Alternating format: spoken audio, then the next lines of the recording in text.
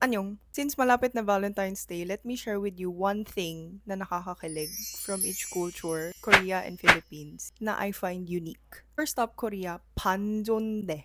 Panjonde is basically a combination of informal and formal words in one sentence. Alam niyo naman sa Korea, napaka-embedded ng hierarchy sa kultura namin. So when you first meet a person talaga, like hindi pa kayo super close, you use formal words talaga. Ganun talaga. That's how you show respect. That's how you keep it formal. Alam mo yun? So kapag may biglang-biglang sumusulpot-sulpot dyan na informal in between sa formal, in a tasteful manner, girl, may something. It tingles with your heart. I don't know. Kumbaga parang keep it respectful but also at the same time they're trying to flirt with you. So parang